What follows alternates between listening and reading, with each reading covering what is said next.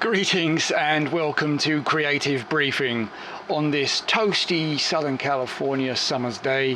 I apologize right up front about the audio quality. It's a little later in the day than I had anticipated, and I've got to get the air conditioner on in here. It's a little warm this afternoon, so for my own sanity, I've got the AC on. It might be a little loud. You might be out here. It might be a little hissy. I'm not sure. Doesn't sound too bad in my headphones, but who knows how the encoder of the streaming software handles it. Today we're going to be talking about particularly when you're improvising or live performing or jamming. It's all the same thing, really, but really when we're in a studio and we're mixing, we have maybe a bit more control in EQing and stuff like that. So when we're performing, we're thinking about what minimal instruments we have at our disposal and how we can fill the sound spectrum. And by that, if we just take a look at this chart, and this is just something I downloaded from the internet a few months ago, and it's kind of handy to look at to get an idea of what instruments create what frequencies. So when we talk about frequencies, we obviously talk about low frequency, you got your mids, and you got your high frequencies. And when you're creating music, you want to sort of balance those frequencies out. You don't want too much in one particular area, because then those frequencies, those instruments will be clashing with each other. They won't cut through the mix. And in particularly when we're doing live jamming, improvising, playing, whatever that may be, whether it's with DJs or guitars or synths, we really want to consider what frequencies we are playing with. So we want some bass, and we want some mids, and we want some high frequencies. Now obviously it can get more complex than that, and obviously when we're in the studio, when we're in our audio workstations, we have more control. We can you can do your sub, your low frequencies, your bass, you can do your lower mids, you can do your mid mids, you can do your upper mids, you can do your high frequencies, and you can do your dolphin noises. So but when we're playing live, maybe we have a limited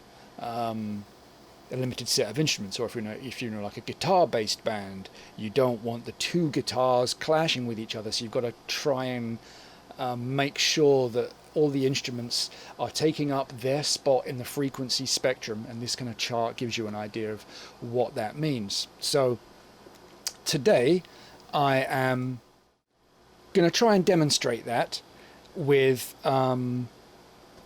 Korg's venerable Kaossilator. And this is a 4-track looper. It only has like a 16-beat looper, so you can't really create anything too lengthy. So it's really geared towards repetitive, 4-on-the-floor dance music, and that's fine because we can lay down a drum beat to give us our rhythm and tempo. We can lay down a bass track. We can lay down some mids to, create the rhythm or the sequence, the chord sequence, the melody, and then we can have a lead, high frequency taken up with like a lead instrument. So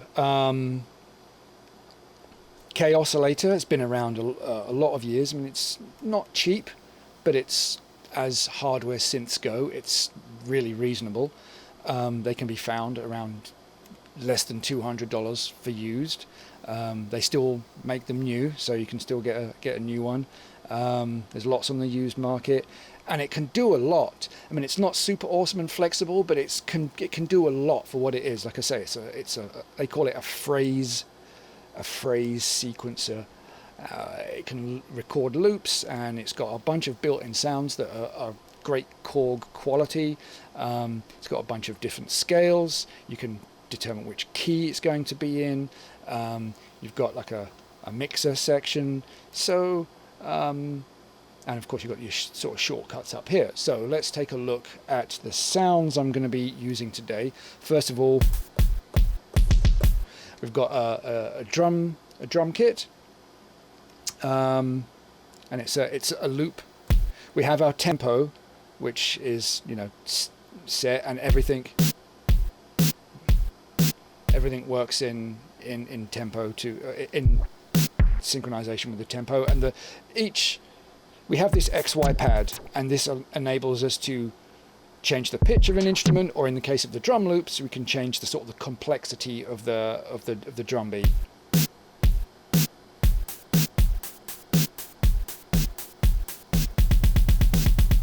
So you can do some nice performing stuff. You can record those to loops and get something kind of cool going.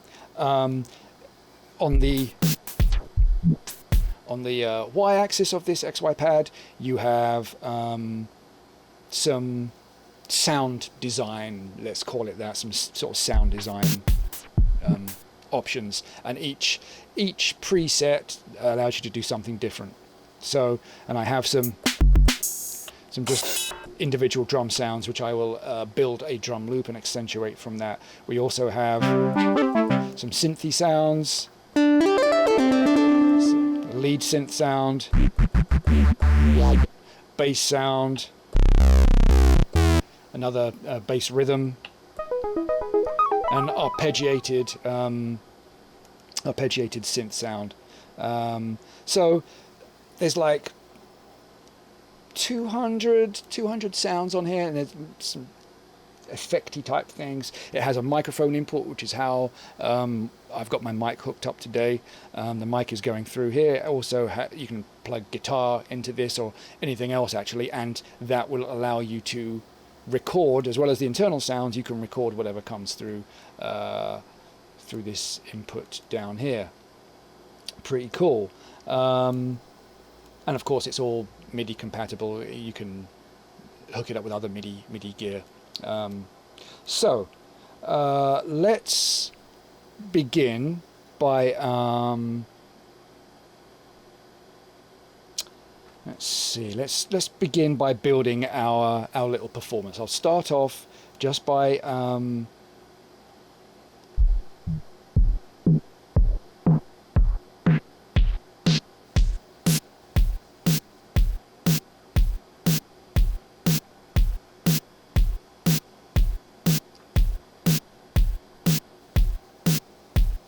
so I've got the basic rhythm, and I've got it on hold, so I can take my hands off, and if I wanted to play another instrument or do something else with any of the looped banks, I can do that while that's still playing.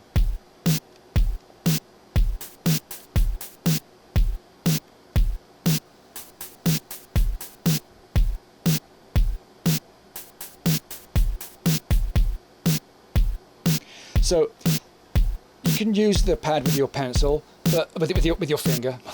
But I like to use a pencil because and I use the eraser on the pencil because it's a bit more accurate.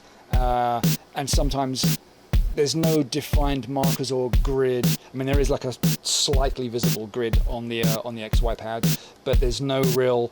They don't correlate to any sort of division of notes. So it can get to be a little tricky with your finger. It's a bit, obviously, a little fat and stubby, and this is a little more accurate. So if you're wondering why I've got this pencil, it's just because I like to be a bit more accurate with where I place. So let's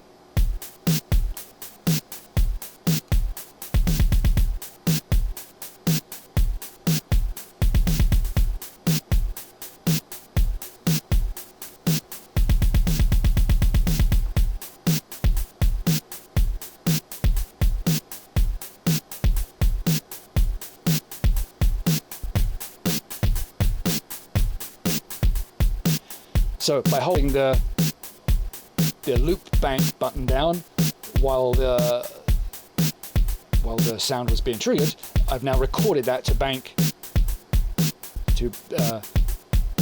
D, and I can stop that and start that. So that's just our drum section. That's obviously taking up a lot of frequencies, high frequencies with the hi-hats, low frequencies with the kick, and the snare sort of somewhere in the upper mids. But now for the rest of the tonal instruments, we want to start fleshing out the rest of the frequency spectrum. And I like to start with the bass, works, obviously the drums and the bass of the rhythm section. We want to get those working well together. So I've got a couple of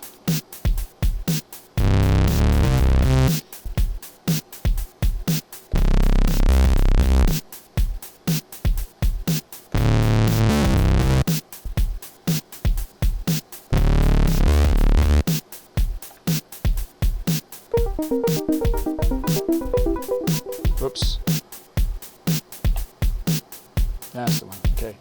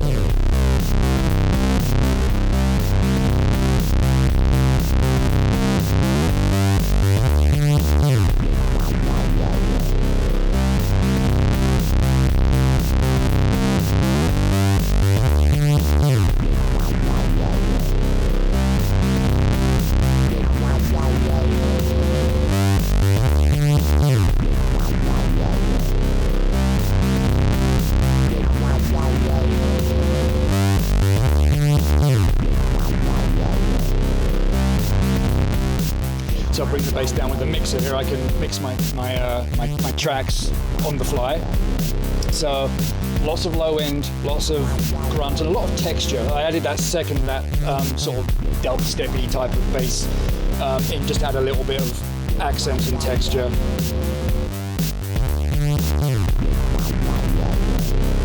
So now let's go from the low frequencies to the mids. I'm going to add in some sort of pad synth sounds.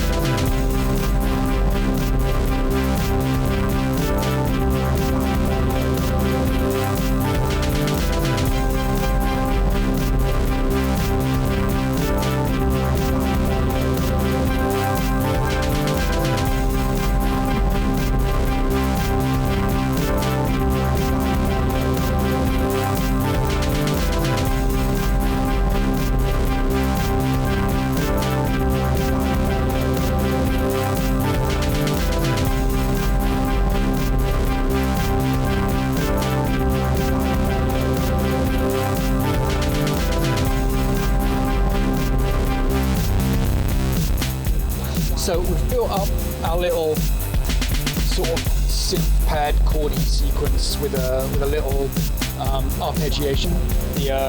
They call the gate arp on the Korg Kaossilator. It's you can have different time. Turn the mixer off. You can get different time divisions. So it's really cool for just adding some texture and motion to what might otherwise just be like a static. It just really sort of kind of doubles basically the sounds you have. It's a really neat feature. So I've added that with the little chord pad. I've added some higher frequency, like an octave. I think I've got, let me see, the note range is set to 2 octaves. So what that means is that from here to here spans 2 octaves in the key of C. So here is like C, say C1, all the way up on whatever scale, like the Ionian scale, to like C2, then up to C3. So I've got like 2 octaves worth of notes in the C major scale. So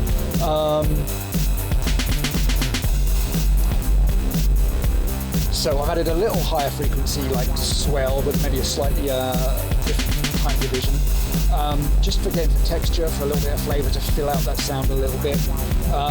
But with the higher frequency sounds, they tend to cut through more, so I lowered the volume. But if we listen to that,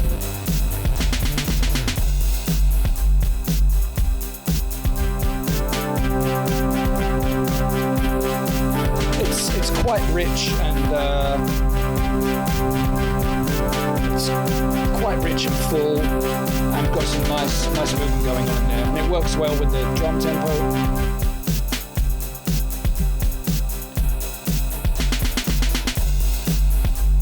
We've got like a little bit of a sub kick drum in there, and we have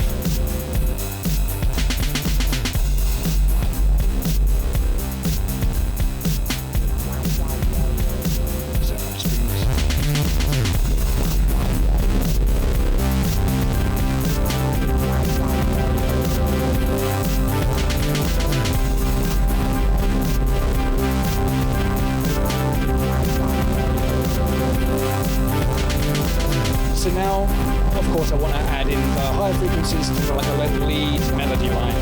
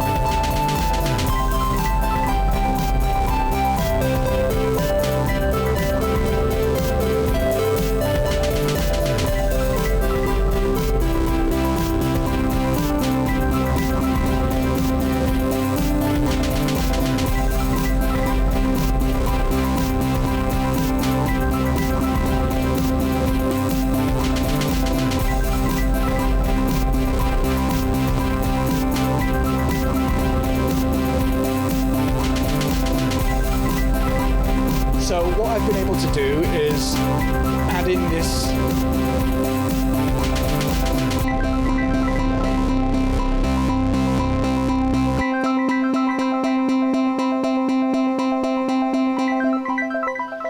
this little sort of tinkly, arpeggiated accent just on at the start of each bar, each measure. And that just adds a little bit of texture, a little bit of movement, and just a little bit of extra depth in that upper mid frequencies. And then with the lead sound, and I've got the gate arp turned on,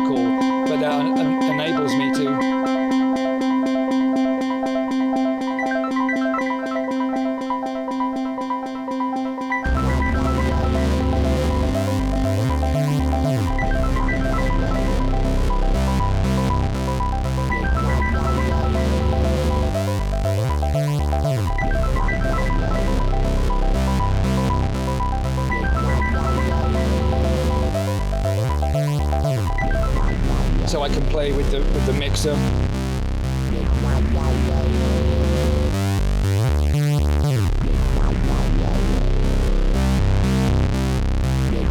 Turn all the loop channels on.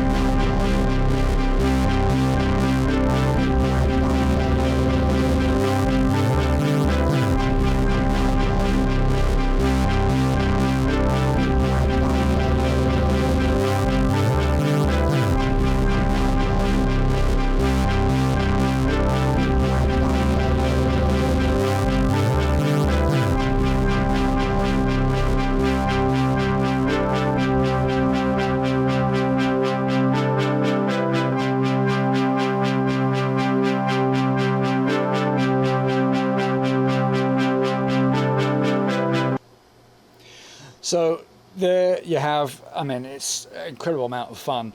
One thing you probably noticed is that, I mean, with any looper, your timing has to be bang on, and my timing was a little sloppy during that performance. And especially with the gate up. One thing that's a little bit quirky, some of the MIDI timing, it doesn't lock to MIDI clock very well, in my experience, the Kaossilator. And also you notice that the tap tempo, you see the tap tempo button here flashing, that's the tempo. Well, these two things don't seem to be locked in, so if you notice maybe there's a little bit of timing inaccuracy in that last little bit there where I have that going, which was locked to the gate arp, but it doesn't always come in on the one. It comes in on where you, in relation to where you tap it. So your timing has to be really, really accurate. So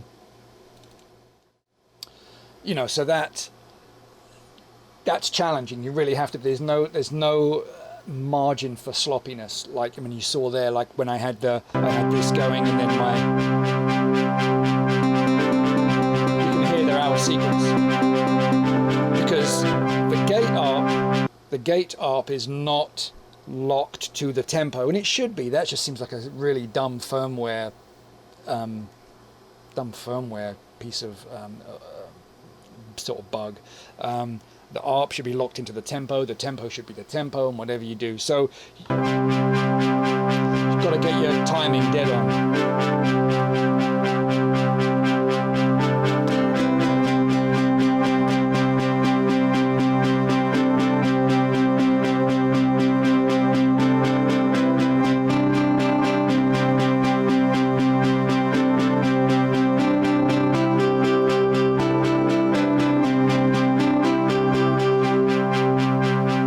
So when it works, when you get it right, and you're in the pocket, you're in the zone, it's really good fun. It's great. I mean, it's fun regardless. But to get really good at it, it does take a little bit of practice, and I'm a little bit sloppy. I'm a little bit rusty on this instrument. It seemed like a great one box solution to illustrate how we have, you can set up the rhythm, and then let's get our mixer back up. We have our lows. And those lows might be a little bit fussy. That one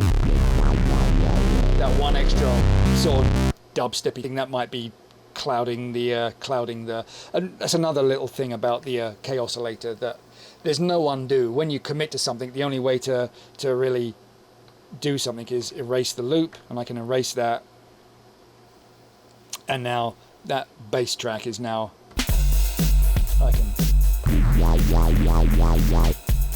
that's kind of a cool sound, but it doesn't really work with this. So I can now go back and re-record this.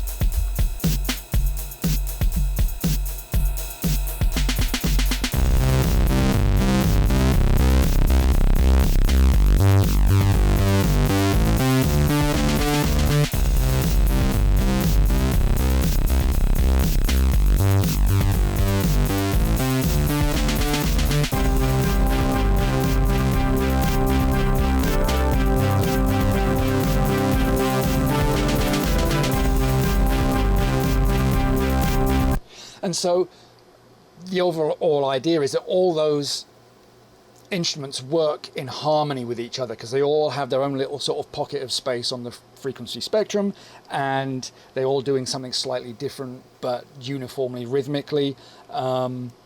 So Kaossilator is great for that. It's a lot of fun. And so when you're, if you're performing or writing, just think about, each little instrument having its own space to fill and not clashing with other, like I really sort of demonstrated with those two bass sounds. While they're maybe okay on their own, together they really sort of clashed and didn't really add anything to each other. They really subtracted from each other. So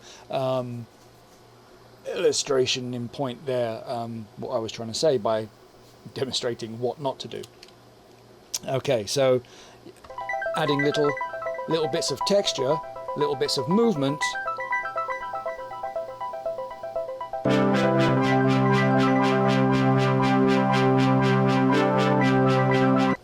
in the lower mids, the mids, and the upper mids. You know, filling up that zone with some, you know, some warmth and body, and then let the bass and the rhythm drive the song, and then you have the lead.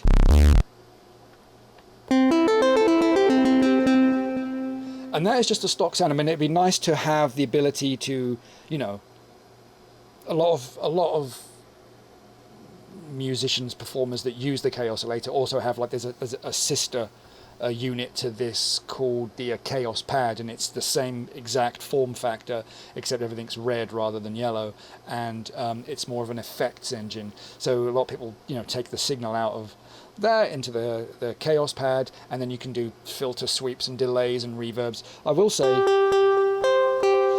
I mean, it's quite a lush sounding lead. Korg is known for some really great sounding synths, and they didn't disappoint with this box. So with like a nice sort of built-in little bit of delay and reverb on that. That said, it would be nice to add some external effects as well. And usually when I'm, you know, got this in my full live rig with a mixer and other instruments, it does go through other effects. But that said, it's fantastic standalone. If you're looking for a first hardware synth, this checks a lot of box. You can record, you can loop. Yes, the looping is short, it doesn't give you that much of a duration, you're really sort of limited. So with this,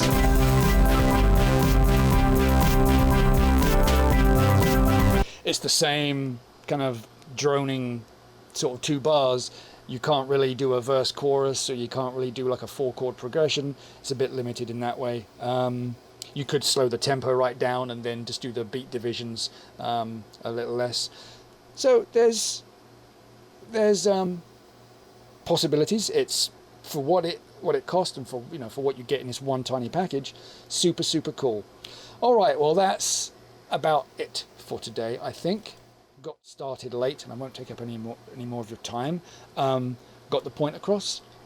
Layering and stacking frequencies, mixing them so that they're in harmony with each other. No one's fighting with each other.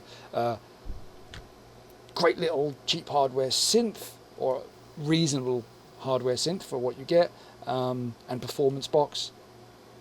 Go check it out and make some multi-layered music. Have a great creative weekend. Thanks for watching. Thanks for tuning in. If you have any questions, as always, you know, you can reach me over here. You can leave a message in the thread to this video. Like, share, subscribe, thumbs up, smash things, you know, all that type of thing. And I will see you on Creative Briefing next week. I've been Adam, and it's been my pleasure to inform and entertain, if that was the case. All right, thanks. Have a great weekend.